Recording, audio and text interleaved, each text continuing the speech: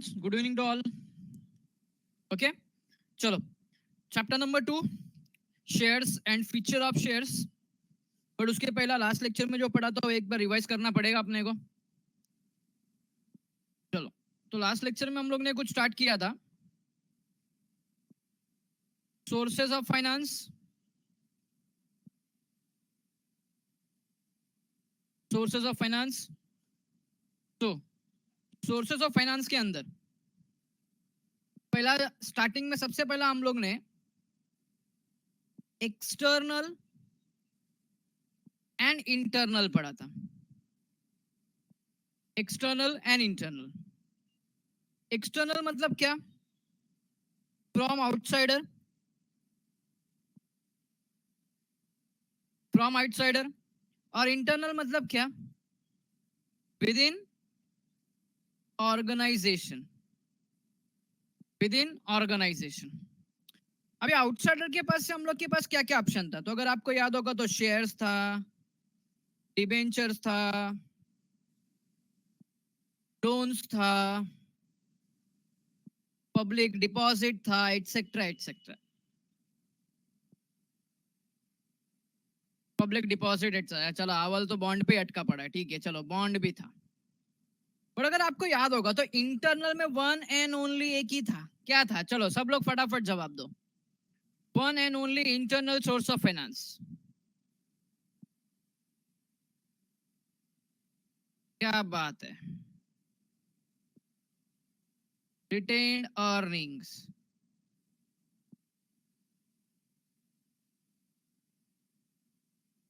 Retained earnings, very good. Retained earnings, क्या बात है, परफेक्ट। मी रिटेन्ड अर्निंग्स या कंपनीचा एकमेव internal source of finance. Me Shri retained earnings या कंपनीचा एकमेव internal source of finance. One and only internal source of finance. Only, देखो वर्ड यूज किया, ओनली।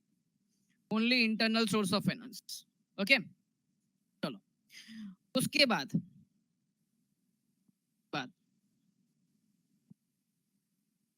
फिर हम लोग है ना वापस से सोर्सेस ऑफ फाइनेंस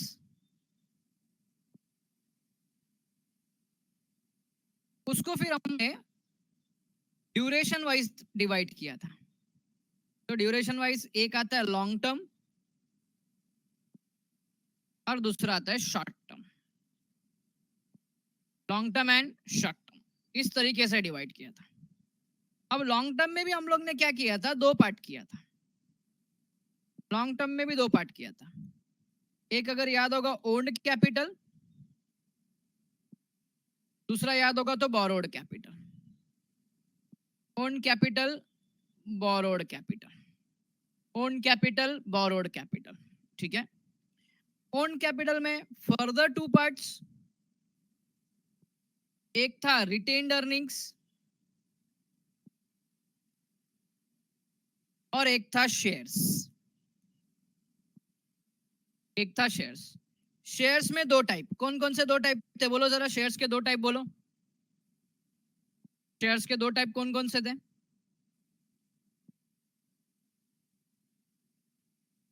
ओके, क्या बात है, क्या बात है, very good. Equity, preference. Equity shares, preference shares, very good. Borrowed capital में दो का नाम सुना था, डिबेंचर और दूसरा लोन। Debenture and loan. हाँ, उधर पे बॉन्ड्स भी था, वेरी गुड। लॉन्ग टर्म में बॉन्ड्स भी आता है। चलो ठीक है। अभी शॉर्ट टर्म के अंदर थे, ये तो शॉर्ट टर्म के अंदर चिल्ली पिल्ली, जैसे for example public deposit, overdraft, trade credit, फिर एडवांस फ्रॉम कस्टमर,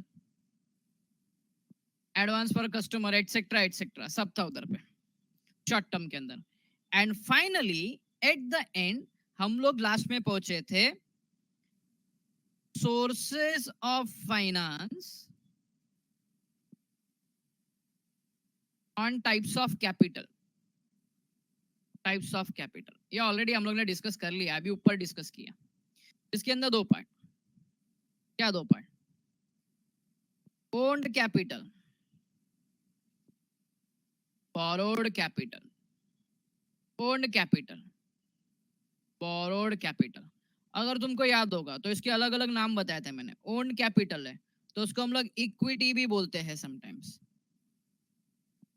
समटाइम्स हम लोग उसको ओनली इक्विटी बोलते हैं. इक्विटी शेयर्स नहीं बच्चों, ओनली इक्विटी बोलते हैं.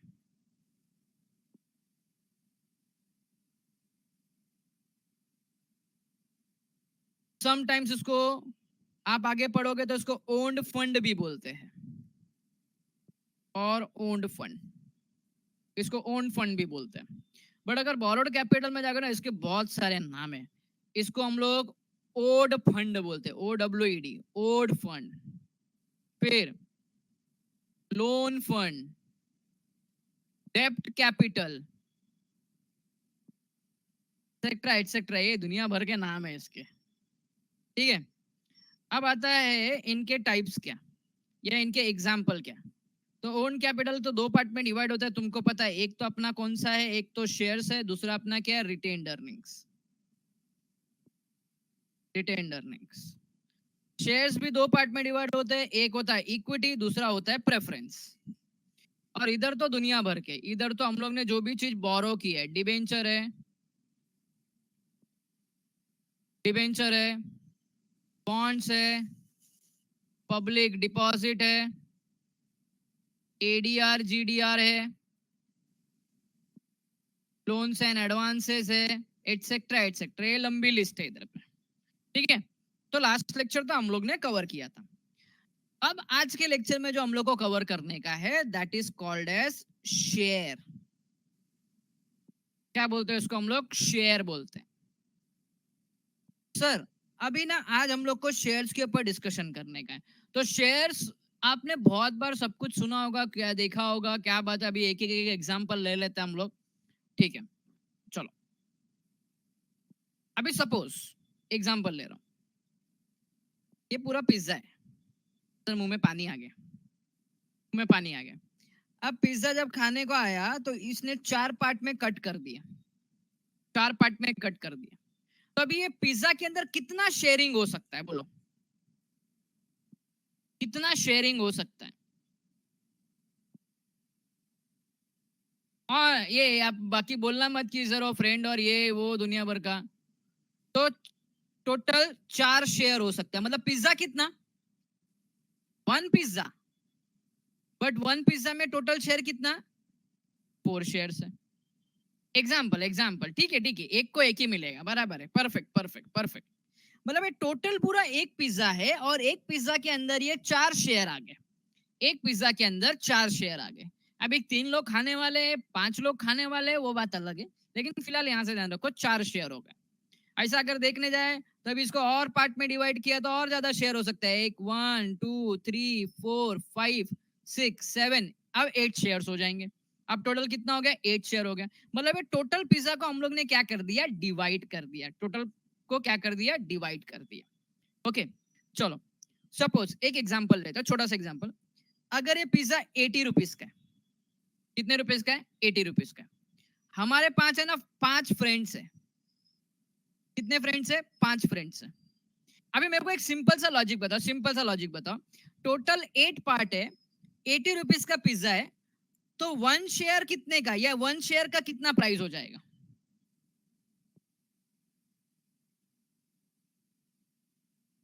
1 शेयर का कितना प्राइस हो जाएगा.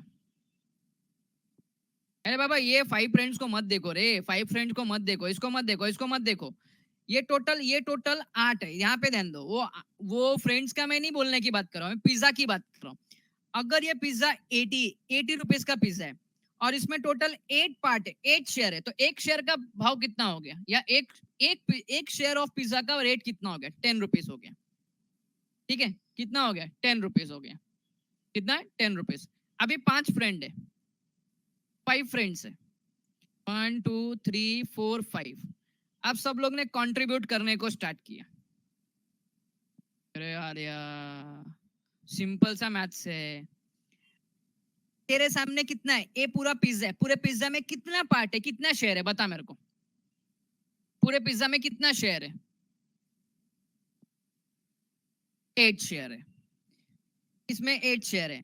अब मैं बोलता हूँ ये पिज्जा 80 रुपीज का है, बराबर है?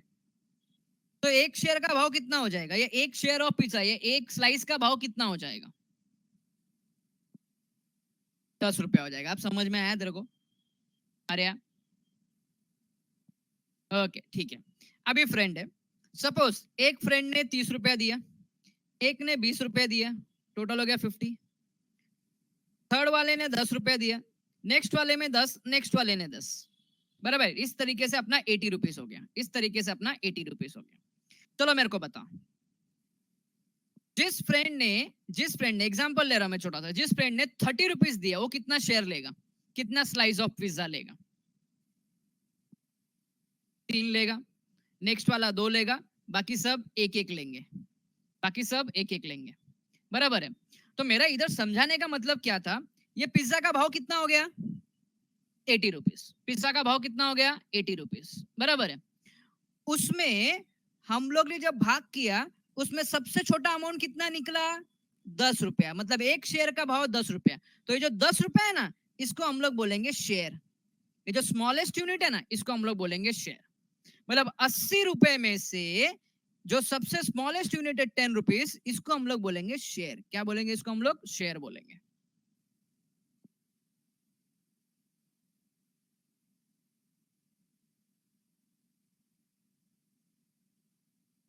जो स्मॉलेस्ट यूनिट है 10 रुपया, उसको हम लोग क्या बोलेंगे? शेयर बोलेंगे। यही कॉन्सेप्ट समझाने का था मेरे को। हाँ बराबर है, ज्यादा मिलेगा, जो ज्यादा देगा उसको ज्यादा मिलेगा, जो ज्यादा देगा उसको ज्यादा मिलेगा। आप नहीं करते थे क्या? कुछ पार्टी वगैरह मनाने को होता था, कंट्रीब्यूट करते थे, तो ज्यादा पैसा जो देगा उसको ज्यादा मिलेगा। ओके ठीक है। चलो, ये तो हम लोग ने ना पिज्जा का देखा, ये सब एग्जाम्पल करके देखा। अब हम लोग है ना अपने प्रोफेशनल एग्जाम्पल पे जाते हैं, ठीक है? चलो, तो अभी आते हैं शेयर्स पे। तो सबसे पहला shares definition, as per section 2 clause 84। इसको पढ़ने के टाइम पे ना ये 84 को क्लॉज पढ़ेंगे, हाँ? ये 2 के बाद जो ये ब्रैकेट में है, इसको क्लॉज पढ़ेंगे। Of the companies act 2013, share means a share. देखो क्या खतरनाक डेफिनेशन बना तेरे लोग। A share means a share in the share capital of the company and पढ़ाई इंक्लूड के लिए स्टॉक। मेहनत तो सब करते हैं, लेकिन स्मार्ट स्टडी कौन करता है? प्री एग्जाम ऐप के साथ बनाइए अपनी तैयारी super smart. Pre exam app देता है वाइड रेंज के एग्जाम्स की तैयारी, जैसे JEE, NEET, CAT, CA foundation, CSEET, banking, railway, SSC, MBA entrance, SYJC, com, TYBCom और भी बहुत कुछ। Chapter wise tests and mock tests, detailed performance analysis, और अब तैयारी होगी एकदम परफेक्ट। कहीं भी कभी भी पढ़ाई करें। और एक विशाल क्वेश्चन बैंक आपकी तैयारी को बनाए आसान। इंस्टेंट इवैल्यूएशन से तुरंत जानिए अपनी परफॉर्मेंस और पाएं पर्सनलाइज्ड फीडबैक। तो अब देरी किस बात की? प्री एग्जाम ऐप डाउनलोड करें और अपने नाम से रजिस्टर्ड करें और एक विशाल क्वेश्चन बैंक बिल्कुल फ्री और अपनी सफलता की कहानी लिखें। लिंक डिस्क्रिप्शन में है। Pre exam app smart of the तैयारी कंपनी का साथ। And include stock. अभी तुमको स्टॉक के बारे में पढ़ने का नहीं है, ये तुम जब है ना ग्रेजुएशन में, या आप लोग है ना सीए फाउंडेशन में भी नहीं, आईपीसीसी लेवल पे जाओगे तब ये स्टॉक का मीनिंग आएगा। राइट ना स्टॉक का मीनिंग पढ़ाने का कुछ मतलब नहीं है। स्टॉक का मीनिंग खाली इतना समझ लो, different different share, different class, different category के शेयर्स एक साथ जब होल्ड करते हैं तो उसको हम लोग बोलेंगे स्टॉक। क्या बोलेंगे उसको? हम लोग स्टॉक बोलेंगे। खाली अभी फिलहाल मीनिंग इतना ध्यान में रखो, बाकी को डीप में जाने का जरूरत नहीं है।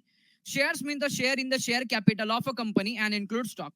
सेक्शन याद रखना बच्चों, एक चीज ध्यान में रखो, आप लॉ पढ़ते हो, लॉ में सेक्शन इंपॉर्टेंट है, बट मैं एक चीज बोलता हूँ, सेक्शन लिखना इंपॉर्टेंट नहीं है, करेक्ट सेक्शन लिखना इंपॉर्टेंट है। सेक्शन लिखना इंपॉर्टेंट नहीं है, करेक्ट सेक्शन लिखना इंपॉर्टेंट है। सर सेक्शन लिखा और गलत हो गया तो एग्जामिनर पक्का मार्क्स काटेगा, पक्का मार्क्स काटेगा, ठीक है? चलो ठीक है, अब इसको हम हमारे एग्जाम्पल के थ्रू समझते हैं।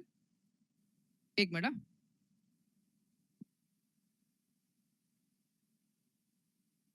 सॉरी, इसका एग्जाम्पल है आगे, इधर नहीं, आगे फीचर्स ऑफ शेयर्स में अभी आएगा, मीनिंग में इसका एग्जाम्पल। चलो पहला है मीनिंग। अब मीनिंग के अंदर याद दो, कैपिटल। कैपिटल का मतलब क्या है? तो सिंपल मतलब है, 11th स्टैंडर्ड में हम लोग ने पढ़ा था, बच्चे जैसा पढ़ा था 11th स्टैंडर्ड में, amount invested in the business by the owner. By the owner, इसको हम लोग क्या बोलते हैं? कैपिटल बोलते हैं, कैपिटल बोलते हैं। फाइनेंस से बराबर है। चलो अभी एग्जाम्पल इधर समझने का है। Company Amay limited started business with capital of ₹5 crore. कितना? ये 5 करोड़ है। This total capital of 5 crore is divided into small parts of ₹10 each. That is in small units. जैसा अभी यहाँ पे देखो, ये 5 करोड़ है, तो 5 करोड़ 10 रुपया बना के मिला हुआ है। ये 10 रुपया बना के मिला हुआ है। तो जो स्मॉलेस्ट यूनिट है ना, 10 रुपीज, ये हो गया 1 शेयर। क्या हो गया? 1 शेयर। तो ऐसे कंपनी में जैसे फॉर एग्जांपल 1 शेयर 10 रुपीज का है, अपने पास कितना रुपया है?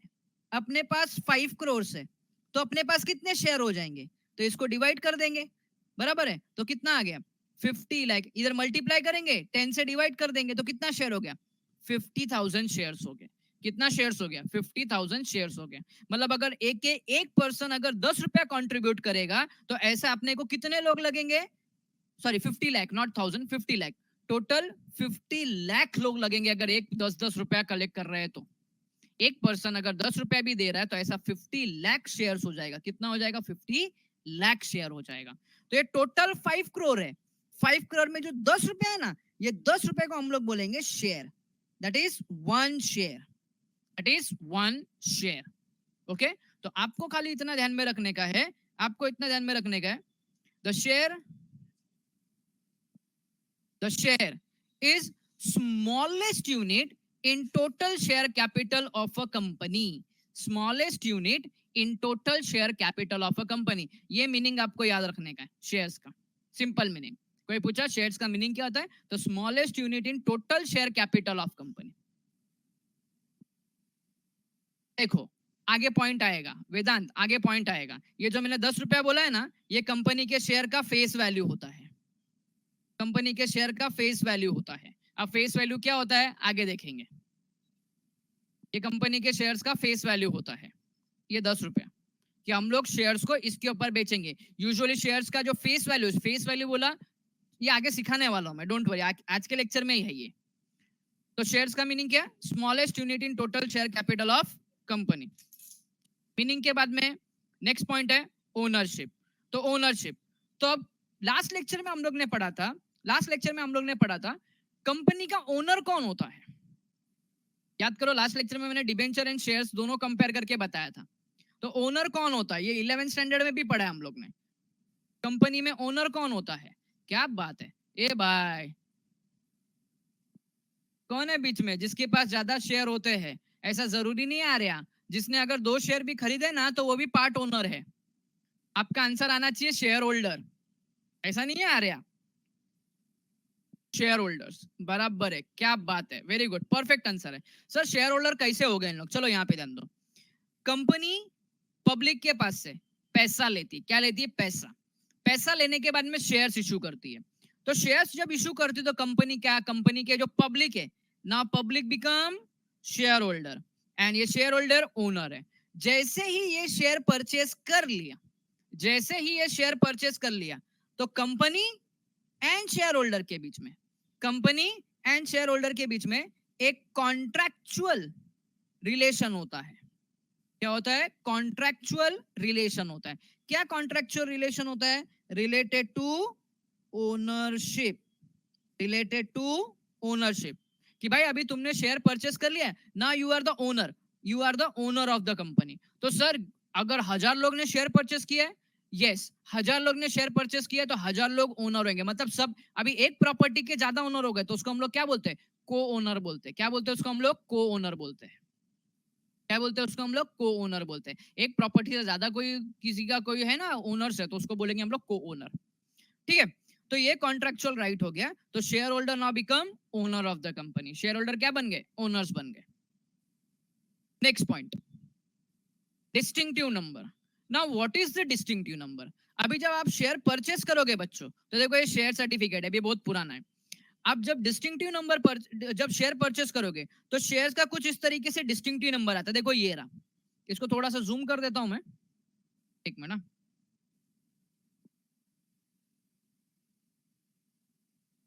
ये देखो, अगर नंबर तुमको दिखता होगा तो 247 501 to 600, 501 to 600 मतलब अभी आपने कितने शेयर्स परचेस किए हुए? 100 शेयर्स परचेस किए। कितने शेयर्स परचेस किए आप लोग ने?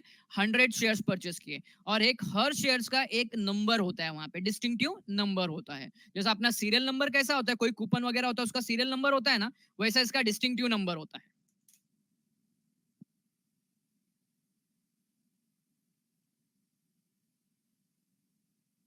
वैसा इसका डिस्टिंक्टिव नंबर होता है। ओके, और एक चीज याद रखो, ये शेयर्स, ये नंबर का काम होता है सर, ये नंबर का काम ये होता है कि बेटा मालूम पड़ता है ये नंबर के शेयर्स किसके पास है, ये नंबर के शेयर्स किसके पास है, ये मालूम होता है। चलो सर, अभी अगर आपने ये इसका नाम सुना है क्या? इसका नाम सुना है, डीमैट का नाम सुना है, डीमैट का, डीमैट अकाउंट, ये नाम सुना है डीमैट अकाउंट? अच्छा, डीमैट अकाउंट का क्या काम होता है बोलो जरा, डीमैट अकाउंट का क्या काम होता है?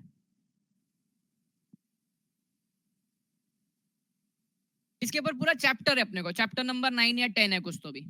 क्या काम होता है?